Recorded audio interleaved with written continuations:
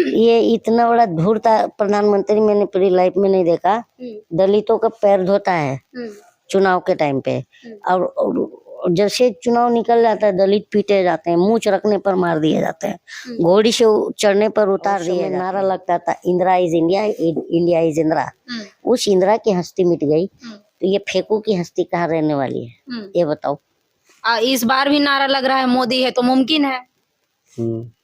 मोदी है तो अंधभक्त है, मोदी है तो दलाल पत्रकार है, मोदी है तो रूह बिक गया है दलालों का, अब मोदी है तो भ्रष्टाचार है, मोदी है तो महंगाई है, मोदी है तो बनारस हिंदू विश्वविद्यालय में महिलाओं को नंगा करके वीडियो है, मोदी है तो पूर्व सैनिक की भी बीवी को नंगा करके गैंगरेप किया जाता है मणिपुर में, ये तो है मोदी है तो। 92 में रथ यात्रा पर जो है आडवाणी जी के जो माइक पकड़ के खड़ा था वो आदमी कौन था? तो ये तो धूर्त आदमी है। हाँ धूर्त। प्रधानमंत्री को आप धूर्त बता रहे हैं? मैंने एग्जाम्पल के साथ धूर्त बता रहा हूँ। जिसकी पैदाइशी 1949 में 11 साल में घर छोड़ दिया, तो 35 साल भीख मांगा, तो 95 तक भीख मांगा, तो 71 में चाय कब बेचा? तो मैं धूर्त ना कहूँ तो क्या कहूँ? देशभक्त।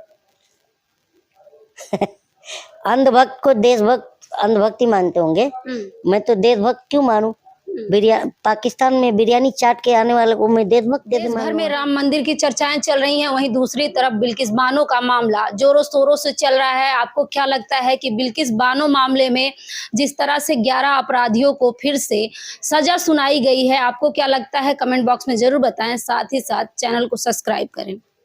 नमस्कार, मैं प्रियंका इस वक्त दिल्ली में हूँ, मेरे साथ कलीम शेख जी हैं, इनसे बातचीत करेंगे। देश में 2 मुद्दे बड़े जोरों शोरों से चल रहे हैं, एक मुद्दा है राम मंदिर का, तो वहीं दूसरी तरफ बड़ा मुद्दा सोशल मीडिया पे तैर रहा है बिल्किस बानो का। जिस तरह से 2002 में बिल्किस बानो के साथ गैंगरेप हुआ, उसके बाद जो अपराधी थे उनको सजा दी गई थी, लेकिन 2022 में उनको रिहा कर दिया गया था, संस्कारी बताया गया था। इसको कैसे देखते हैं आप? अपराधी को संस्कारी बताया गया और रिहा कर दिया गया। संस्कारी जी। मैडम जी देखिए, जब तड़ीपार को महापुरुष बताया जाने लग गया है, तो बलात्कारी तो संस्कारी होंगे ही। देखिए इतने बड़े बड़े संस्कार आपको नहीं पता? कुलदीप सिंह सेंगर कितना बड़ा संस्कारी, चिन्मयानंद कितना बड़ा संस्कारी, राम दुलार गौड़ कितना बड़ा संस्कारी, सब संस्कार कूट कूट कर भरे हैं भाजपाइयों में। अपने आप को कहते हैं संस्कारी पार्टी, तो इसीलिए तो कहा संस्कार कूट कूट कर भरे। राम दुलार गौड़ को जानती है ना, जबरदस्ती दुलार कर लिया, वो भी पॉक्सो एक्ट में। चिन्मयानंद, कुलदीप सिंह सेंगर, हाथरस, कठुआ के बलात्कारियों के पीछे तो ये लोग तिरंगा यात्रा भी निकाले थे। तो कितना संस्कार कूट कूट के भरा है इन लोगों में, बताइए। लेकिन अब सुप्रीम कोर्ट ने कहा है कि इनको सजा दी जाएगी। किनको? जो 11 अपराधी हैं। बिल्कुल मिलना चाहिए, लेकिन ये बलात्कारियों ने तो इतने दरिंदों को ये मोदी सरकार ने तो छोड़ दिया। कानून से खेलने वाले लोग हैं ये। देखिए, जिसको अभी हम तो गलत कह रहे हैं तो हमको फांसी चढ़ा दीजिएगा। क्या गृह मंत्री हमारा तड़ीपार नहीं हुआ था गुजरात हाई कोर्ट से? तो जब तड़ीपार गृह मंत्री है तो कानून से तो यूं खेलेगा।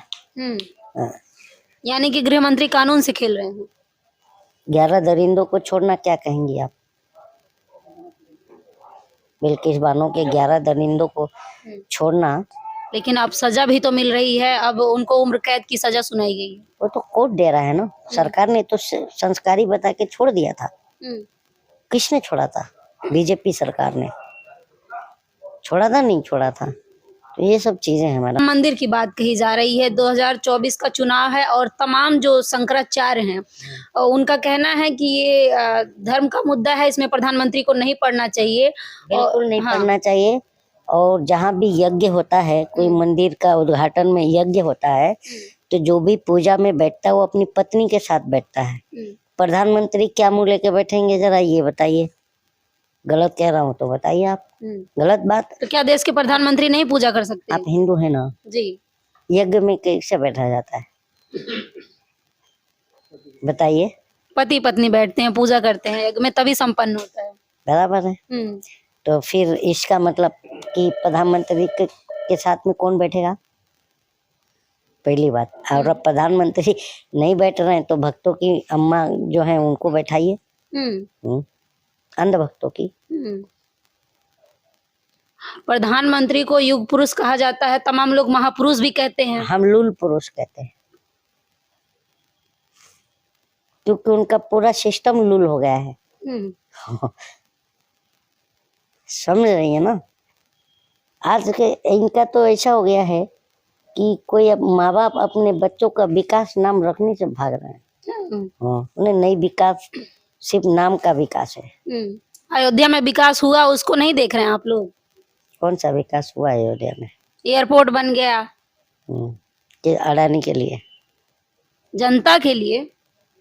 कौन सी जनता एयरपोर्ट में जाती है जरा बताइएगा? कौन सी जनता तेजस में जाती है? अब कौन सी जनता वंदे भारत में जाती है?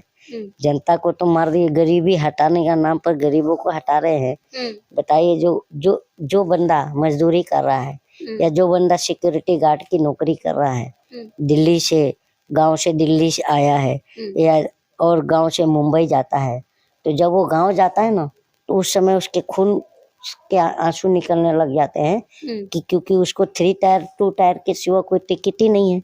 स्लीपर का डब्बा कम कर दिया और जनरल बोगी पूरा गायब कर दिया, तो गरीब कैसे अफोर्ड करेगा? वंदे भारत में तो गरीब नहीं जा सकता, तेजस में तो नहीं जा सकता। गरीब जा सकता है क्या? गरीबों के लिए रात दिन काम कर रहे हैं प्रधानमंत्री, और कहते हैं, आप कह रहे हैं, आरोप लगा रहे हैं कि गरीब कैसे जाएगा ट्रेन में? रात दिन काम कर रहे हैं, 18-18 घंटे काम करते हैं, 24-24 घंटा दिमाग भी काम करता है।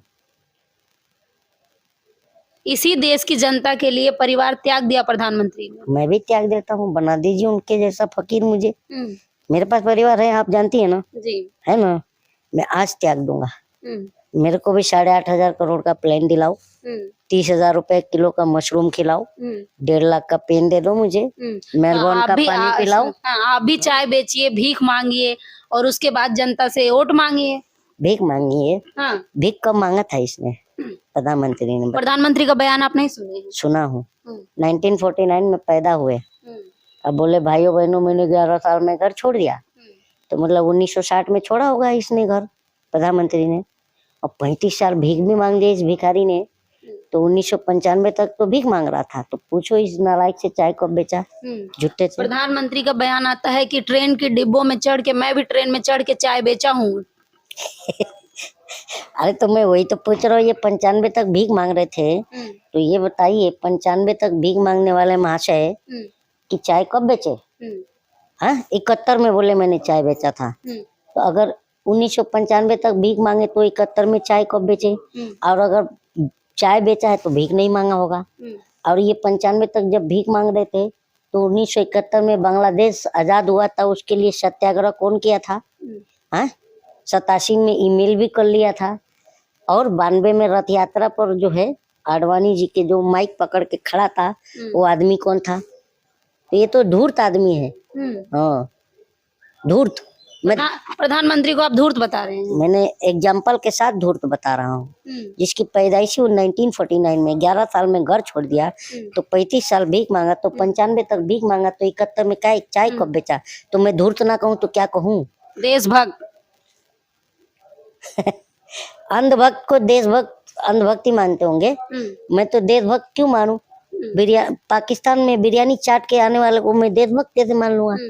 चाइना को लाल आंखें दिखाते हैं, चाइना थर-थर कांपता है। लाल लंगोट दिखा दिए होते तब कम से कम अरुणाचल से तो भाग गया होता। अरुणाचल में तो घुसते चला आ रहा है। बोलिए कि लाल आंख की जगह लाल लंगोट दिखा दे, कम से कम भाग जाए वहां से। अयोध्या में प्रधानमंत्री गए, मांझी के घर पे गए हाल जाने। अरे हाँ। ये इतना बड़ा धूर्त प्रधानमंत्री मैंने पूरी लाइफ में नहीं देखा। दलितों का पैर धोता है चुनाव के टाइम पे, और जैसे चुनाव निकल जाता है दलित पीटे जाते हैं, मूंछ रखने पर मार दिए जाते हैं, घोड़ी से चढ़ने पर उतार दिए जाते हैं। अभी सुनिए, दलित मजदूरी करेगा, दलित मजदूरी करेगा, उसका काम है मजदूरी करना। दलित मजदूरी करे, कॉलेज यूनिवर्सिटी में क्यों जाएगा? सही कहा। अरे जिसने पढ़ाई नहीं, जिसकी डिग्री फेक है, वो लोगों की असली डिग्री देख कर त्राईमाम ही चिल्लाएगा ना, क्योंकि पढ़ेगा इंडिया तो इसका कॉलर पकड़ेगा इंडिया। हाँ, है नहीं है भाई बनो, मेरी कोई पढ़ाई नहीं लिखाई नहीं हुई है, शिक्षा विक्षा नहीं हुई है। डिग्री अमित शाह दिखाए, आपको भरोसा नहीं है? बोलने तो दो भाइयों बहनों, मेरी कोई शिक्षा विक्षा नहीं हुई है। हाँ, मैं पढ़ाई वढ़ाई नहीं हुई, ये ऑफिशियल यूट्यूब पे है। और वो मोटा भाई लेके आ रहा है डिग्री, देखो एमए पॉलिटिकल साइंस की। हम क्या बेवकूफ हैं? अभी उस समय कंप्यूटर भी नहीं था, है? तो ये लोग क्या फंस जाते हैं, थूक देते हैं, लेकिन चाटना पड़ता है जबरदस्ती बाद में, मजबूरन। हाँ, थूक किसने चटवाया मैं बताऊं? बताइए। किसानों ने चटवाया और पहलवानों ने चटवाया, जवानों ने चटवाया, महिलाओं ने चटवाया। चला है ना, अब तो ट्रक ड्राइवरों ने भी चटवा दिया। तो क्या ये सब मिल के 24 में बड़ा कुछ करने वाले हैं, बदलाव होगा? क्या करेंगे? कौन क्या करेगा? आप गिनवा रहे हैं किसान, महिला, ड्राइवर, तमाम ये ईवीएम जो है और चुनाव आयोग जो चूना लगा रहा है, चुनाव आयोग बन के, अब इसकी बारी है। जनता अब इसकी खैर लेगी बहुत जल्द। क्योंकि देखिए, हम जब चाहते ही नहीं है कि ईवीएम से वोटिंग करवाओ और जबरदस्ती करवा रहे हो, हम ही तो वोटर हैं, हम तो नहीं चाहेंगे, तो चुनाव आयोग जबरदस्ती करवाएगा क्या हमसे? जबरदस्ती भाग रहा है सुप्रीम कोर्ट में जाके बता रहा है कि नहीं ये बहुत सुरक्षित है। कहाँ सुरक्षित है वे? बोल, जब तक ईवीएम खुद आके ना कहे कि मेरा यौन शोषण बलात्कार हो रहा है, तब तक नहीं मानोगे क्या? बताओ। देश सुरक्षित हाथों में है कहा जाता है। देश मजबूर हाथों में है, सुरक्षित नहीं। सुरक्षित हाथों में होता ना, तब तक पुलवामा की जांच हो गई होती। 300 किलो आरडीएक्स कैसे आया वो भी मालूम पड़ गया होता देश को। सुरक्षित हाथों में है, इतना सुरक्षित हाथों में है देश, है? पूछो मत। इनके साथ एक बयान बड़े जोरों शोरों से वायरल हो रहा है, विपक्षी के नेता हैं, वो कह रहे हैं कि अयोध्या में बम फट सकता है, इस तरह की खबरें आ रही हैं। और सत्यपाल मलिक ने भी कहा है कि भाजपा कुछ भी करवा सकती है। आपको क्या लगता है? इतिहास गवाह है। 92 में हाथ कौन सेका? देखो, कांग्रेस बीजेपी एक ही सिक्के के दो पहलू हैं। ताला कांग्रेस खुलवाती है, बीजेपी उसमें हाथ सेकती है। आडवाणी रथ यात्रा लेके पूरा देश घूमता है ना?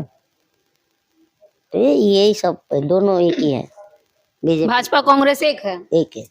तो जनता कैसे निकलेगी इन सब चीजों से? जनता निकलेगी, नहीं निकलेगी तो जनता के जो बच्चे हैं ना, वो बड़े होकर के लात मारेंगे और जगाएंगे नींद से। मेरा देश और मेरा फ्यूचर लूटा जा रहा था, तो तू क्या कर रहा था? तो इस जनता के पास जवाब भी नहीं होगा। और इस दौर का इतिहास लिखा जाएगा ना, तो प्रधानमंत्री और मोटा भाई पर तो थूका जाएगा ही इतिहास पर, हमारे जनता के भी इतिहास पर थूके जाएंगे। क्योंकि 1975 का जब इमरजेंसी लगा था, तो पत्रकार जो है ना, तो उस समय चाटुकार नहीं थे, जेल जाते थे, लेकिन इंदिरा से सवाल पूछते थे। और उस समय नारा लगता था, Indira is India, India is Indira. उस इंदिरा की हस्ती मिट गई, तो ये फेंकू की हस्ती कहाँ रहने वाली है? ये बताओ। इस बार भी नारा लग रहा है, मोदी है तो मुमकिन है। मोदी है तो अंधभक्त है, मोदी है तो दलाल पत्रकार है, मोदी है तो रूह बिक गया है दलालों का।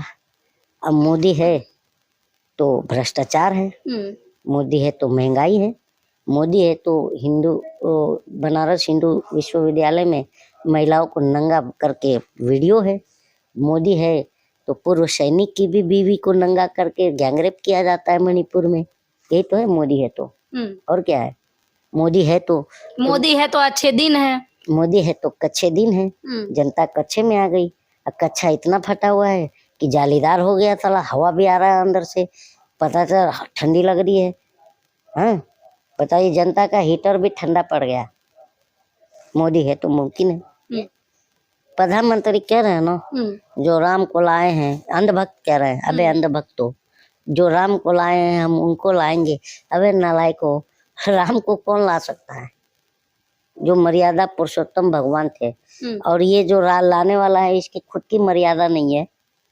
और जो राम थे वो कभी सीता से अलग नहीं हुए थे, ये तो बीवी छोड़कर भागने वाला आदमी हंसी आ रही है अब।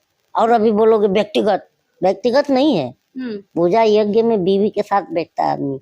ये हमारे भारत की परंपरा संस्कृति है। तो इस बात से आप नाराज हैं? बिल्कुल।